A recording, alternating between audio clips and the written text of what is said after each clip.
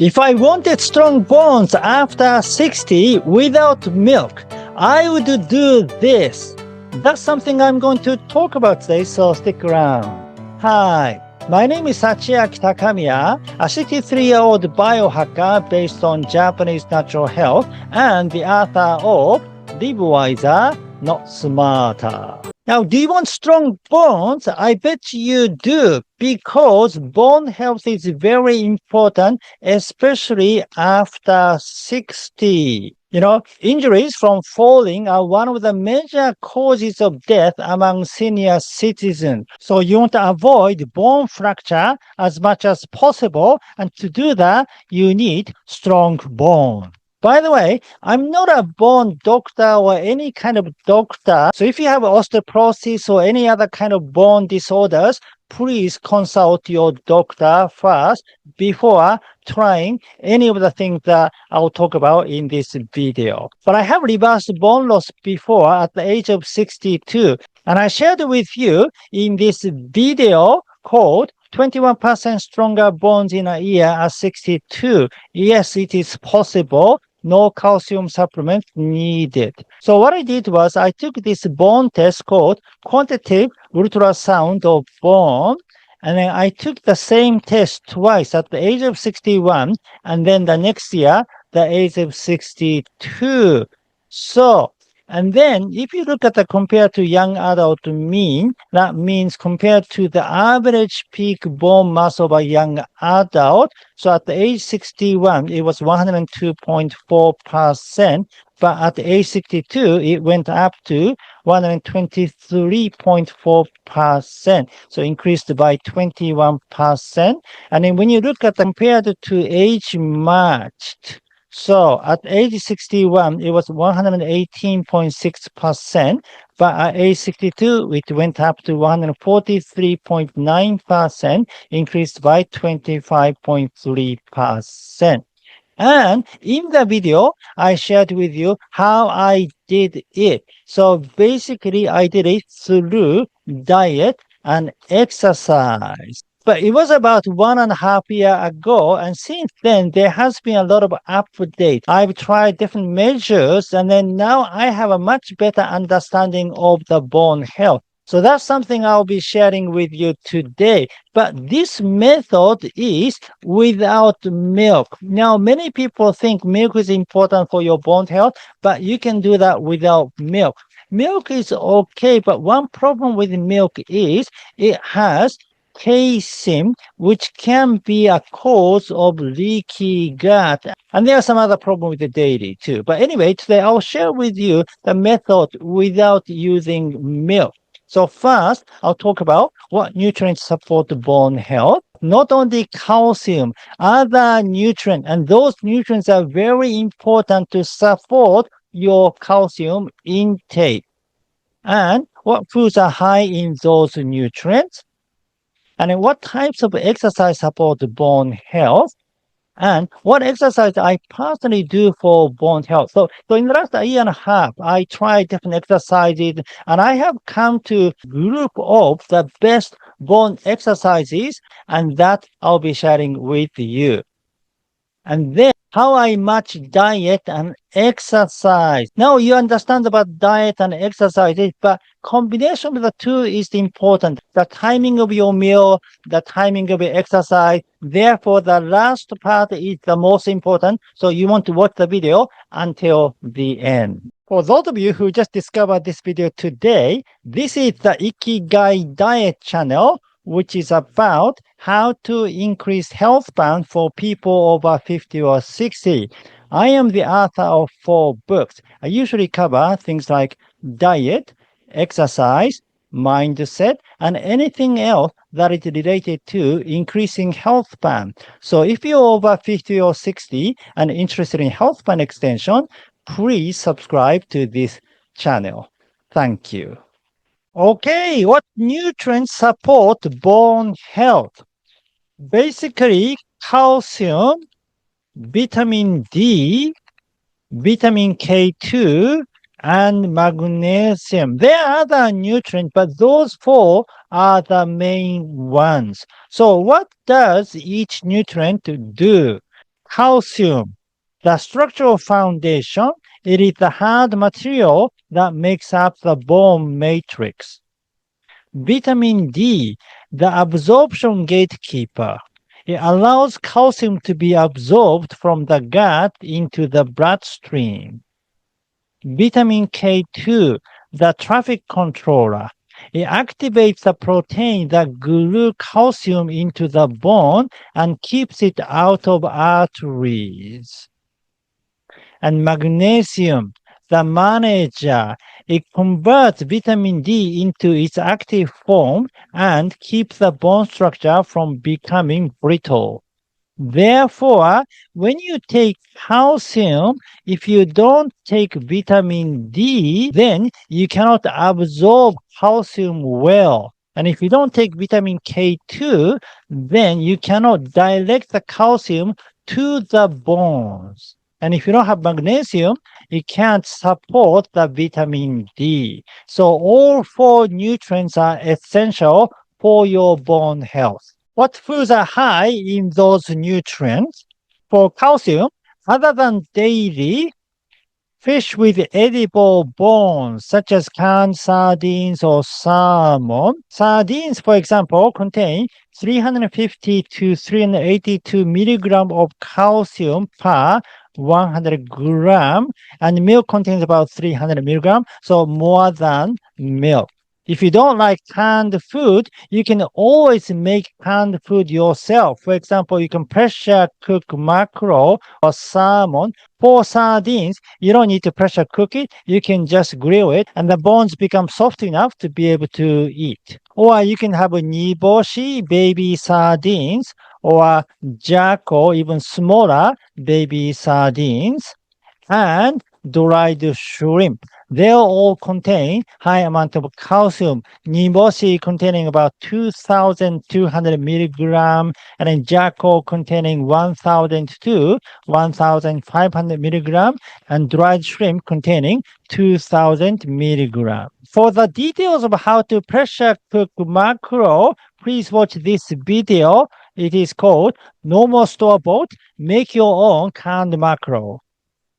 And then for Jacko, where to buy it, please watch this video. Jacko explained your guide to buying and eating baby sardines in the West. And also hijiki seaweed containing 1,000 milligram per 100 gram. That is very powerful. However, you need to soak hijiki, and then soaked hijiki becomes about half the amount, 500 milligram. Because hijiki has arsenic, and so you need to soak hijiki, and you want to get rid of the soaked water, so that reduces arsenic content. But it also reduces the calcium content as well. But still, you have a 500 milligram. And then sesame seed containing 975 milligram per 100 gram. And then so 80 milligram in 15 gram serving. Whether it's hijiki or sesame seed, you don't eat 100 gram. That's too much. So each serving can be a much smaller amount. Farm tofu made with calcium sulfate, 176 milligram per 100 gram, which means one pack of tofu is about 528 to 704 milligram, depending on the size of tofu. So that is a great source of calcium. It is better than milk. Next, vitamin D. So fish like sardine is a great source of vitamin D, and so is niboshi jacko. They are excellent. They contain both calcium and vitamin D. Dry shiitake is another good source of vitamin D. Or just natural sunlight. If you exercise outdoors, you can absorb a lot of vitamin D. Vitamin D is fat soluble, so you must eat these foods with a source of healthy fat, such as nuts, seeds, or fish oil. If you eat fish, they already contain oil. Vitamin K2. The best source is definitely natto. Natto is the king of vitamin K2 rich food. So it has 1,000 to 1,100 microgram per 100 gram. Now, compared to cheese, so cheese has about 20 to 100 microgram. So natto has 10 times more. On top of that, natto contains the long chain MK7, which stays in the body longer time to direct calcium to the bone. Therefore, in many ways, if you want to absorb vitamin K2, natto is your go-to food. Magnesium. Kombu seaweed contains 1,100 milligram per 100 gram. Nori seaweed 300 to 320 milligram. Hemp seed 550 to 700 milligram. Pumpkin seed 535 milligram. Sunflower seed 420 milligram. Sesame seed 370 milligram. So both seaweed and seeds are a great source of magnesium. Also almond. Almond contains 270 milligram. Natto contains magnesium too. It contains 210 to 250 milligram. And dark chocolate contains 230 milligram. In other words, eat mago wa yasashii koku. So ma, beans, go, nuts and seeds, wa, seaweeds, ya, vegetables, sa, fish, si, mushrooms, e, tubers, ko, whole grains, ku, fruit. Now, when I talk about mago ya sashikoku, I'm talking about organic and natural one. Because when you talk about whole grains, for example, if the grains are produced using agricultural chemicals such as Roundup, which contain glyphosate, that is not good. So I'm talking about organically produced whole grains. And when I talk about fruit, I'm not talking about engineered fruit because recently many of the fruit are engineered to have a higher sugar content. I'm talking about naturally grown fruit and eating fruit seasonally. Only eating fruit according to the seasonal availability, not constantly. And when I talk about soybeans, I'm not talking about GM soybeans. I'm talking about regular organic soybeans. And when I talk about fish, I'm talking about small wild caught fish, not farmed fish. So basically, organic and natural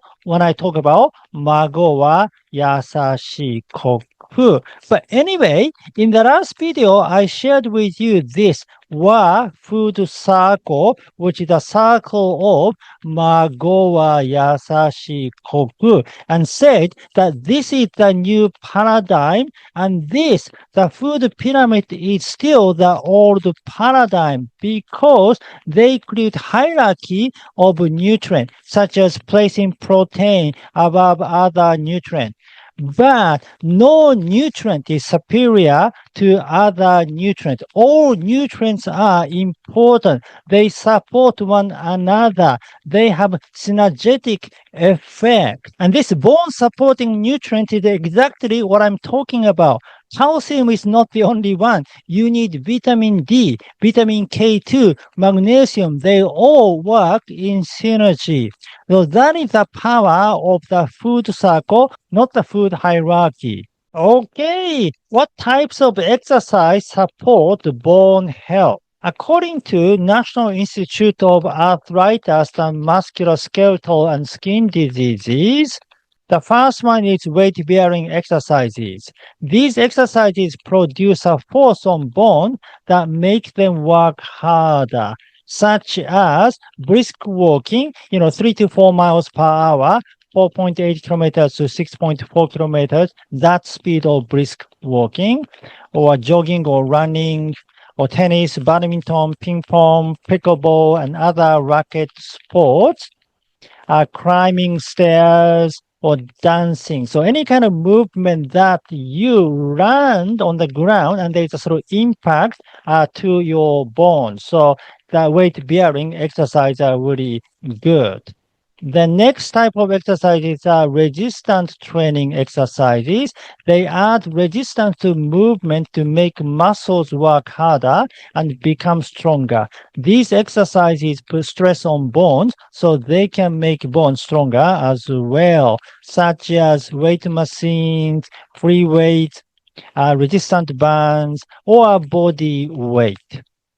Next one is balance training. It is especially important for older adults. It can improve balance and help prevent falls, such as Qigong or Tai Chi, or walking on an unstable surface, for example, a foam mat or wobble board, or walking backwards or jogging backwards, step ups, lunges, shifting your body weight backward and forward while standing with both feet together or on one foot.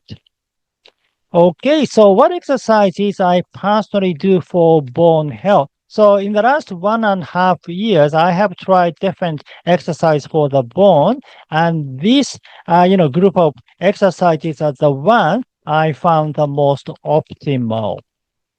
First one is the Japanese jogging technique. Basically, it is a combination of zone 2 jogging and walk jog interval. So how to do it is, so first you do dynamic stretching, and then you do a steady zone 2 jogging for, 20 minutes or so. And then you switch to walk jog interval for about 25 minutes, depending on your physical fitness level course. And then in the walk jog interval, you do it for around 3 minutes each, switching from zone 1 walking to zone 2 jogging. And then include backward jogging and walking for about 100 to 200 meters altogether. And so you want to do it 3 times a week, 45 minutes twice a week and 60 minutes once a week. It is good to include one long session so that you can activate autophagy tremendously. And then you do the stretching afterward. This is important. You won't have rest day in between. So do it every other day. Don't do it every day. In my case, I do it Monday, Wednesday, Friday, so that I can have Tuesday, Thursday, and a weekend rest days. Or rest whenever you are tired. But anyway, for details, please watch my other video called This Japanese Jogging Technique Will Make You 10 Years Younger. So this Japanese jogging is wonderful because it is an aerobic exercise which you need for your heart health, and it is a weight-bearing exercise, and it is a balance training if you do backward jogging and backward walking. So it is a well-rounded exercise. Then I do sprint, which is another weight-bearing exercise, and it can be strength training because it is harder intensity and it is explosive exercise. Explosive exercise is you put the maximum power and force into your exercise, and it requires speed. So this both power and speed is one thing you need to support your body when you lose balance and about to fall, because you need to react quickly. It requires explosive power. And box jump is another explosive exercise, and it is also a strength training, and then it is weight-bearing exercise. This is the best weight-bearing exercise I find, because when you run, the impact is even stronger than when you jog. It's just like playing basketball or volleyball. So jumping is good. Jumping, and when you run, the impact is very strong. So out of all those exercises, jump box is the best bone exercise for me. Next one is walking up and down the stairs. And when you walk down the stairs, it's a great balance training too.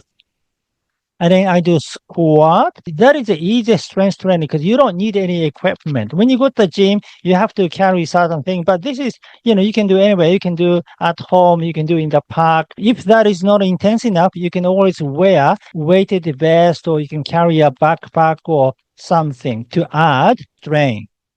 Or you can do push-ups or pull-ups and chin-ups. Those are wonderful strength training because you can also train your grip strength, which is critical for longevity, or just simple dead hang. That can stretch your spine as well. That is wonderful both for the grip strength and strengthening your spine. And then I practice Qigong for the balance workout. and other, balance training such as standing on one foot, and flexibility training such as stretching. This is very important. So your body needs to be flexible to prevent falls. If you have a stiff body, it is easier to lose balance. So you want to be flexible as much as possible. So doing this kind of stretching is really good. And also rolling the joint, like rolling shoulders, elbows, your wrist, and so on. And then you can work on your toes too. You want to kind of stretch your toes and open your toes. It is important to have open feet so that you can keep the balance more easily. So this is my workout schedule. Monday, Japanese jogging for 45 minutes, and Tuesday, strength, explosive, flexibility training for about 20 minutes. Wednesday, Japanese jogging for 60 minutes. Thursday, strength, explosive, flexibility for 20 minutes. Friday, Japanese jogging 45 minutes. Saturday, strength, explosive, flexibility for 20 minutes. But anyway, this is my exercise regimen. For you, you need to design your own regimen because it all changes depending on your fitness level, especially certain exercise like sprint. I don't recommend it if you are not used to doing sprint. I didn't start from sprint. I work slowly building with a regular zone to jogging to kind of increase my intensity a little bit. And that is the same with the box jump. You need to put your fitness level into consideration in designing your regimen. Okay, so how I match diet and exercise. So I exercise in the morning. This is because I can combine it with the morning sunlight exposure. That means I can absorb vitamin D. And I can have breakfast right after the exercise. So my breakfast becomes the post-workout meal. Then I can think of the bone-supporting nutrient in my breakfast. So I have a natto salad and soy yogurt muesli. So in the natto salad, it has charcoal, which has this amount of calcium, and hijiki, which has this amount of calcium, and then natto, which has this amount of vitamin K2, and hemp seed, which has this amount of magnesium. And in my soy yogurt muesli, I have pumpkin seed with this amount of magnesium, and sunflower seed with this amount of magnesium, and some other ingredients. I like to optimize my bone health first thing in the morning so that it is done for the day. It is so easy. Exercise in the morning and have optimal post-workout meal for your breakfast. If you cannot get hold of charcoal, try looking for niboshi. And if you cannot get hold of niboshi, regular sardines are fine, or even canned sardines. They are great because they contain both calcium and vitamin D, but also they contain collagen, which is important for your bones as well. The collagen is like the steel river inside the concrete. It provides tensile strength. It allows the bone to bend slightly under pressure without snapping. Therefore, I do recommend these products so much. But if you're vegan or vegetarian, you cannot eat fish. In that case, there are some other ways. So the vegan river strategy, building collagen from the inside out.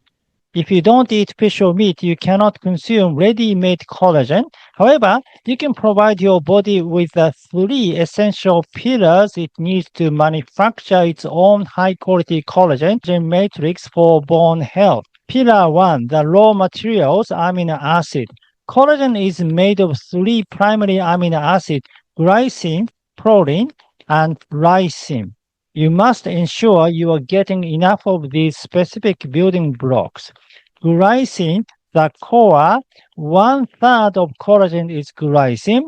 Sources, Soy is the king here. Natto, tofu, and tempeh are exceptionally high in glycine. Go, pumpkin seeds and sunflower seed. Protein and lysine. These provide the structural strength. Sources, ma, lentils, chickpeas, and black beans. Pillar 2, the welder, vitamin C. You can have all the amino acids in the world, but without vitamin C, your body cannot weld them into triple helix collagen strand. Role, it hydroxylates protein and lysine, allowing the collagen fibers to cross-link and become strong. Sources, ku and ya, red bell peppers, broccoli, broccoli sprouts, cabbage, kiwi, and citrus fruit. Pillar 3, the linkers, minerals. To turn collagen strands into a steel frame, your body needs specific mineral cofactors to act as the linkers. Silica silicon. This mineral is the secret weapon for vegan collagen. It strengthens the connective tissue and the collagen framework. Source, core. Buckwheat and brown rice are excellent sources of silica. Copper and zinc. These act as the catalyst for the enzyme lysis oxidase, which cross-links collagen and elastin. Source, go, cashews, sesame seeds. So, as you can see, Mago Yasashi Koku contains a lot of important nutrients to support your bone health. Now, I talked about natto. If you're not familiar with natto, please read my book, Natto Unleashed. It contains all the information you need about the health benefits of natto, many recipes, where to buy natto, DIY natto, navigating natto's taste, and natto hacking. Okay, summary. Calcium, vitamin D, vitamin K2, and magnesium are 4 nutrients you need for your bone health. Select food high in those nutrients from Mago wa Yasashi Koku categories. I won't go into details here again because it's a little complicated, so please go back to that section of the video for the details. Weight-bearing exercise, strength training, balance, and flexibility training support bone health. It is good to exercise outdoors in the morning so that you can combine it with morning sunlight exposure, meaning you can absorb vitamin D. You can have a post-exercise meal for breakfast. Natto salad and soy yogurt muesli are my recommendations. Okay, that's it for today. Thank you for watching. Again, my name is Hachiaki Takamiya, the author of Live Wiser, Not Smarter. If you like this video, please give me your thumb up and subscribe to my channel. And please leave your comment. So which of the food items are you going to incorporate into your diet? And which exercise are you going to do? Please write your plans in the comment section below. Okay, so I talked about the Japanese jogging technique and I made a video about it. So this is the video.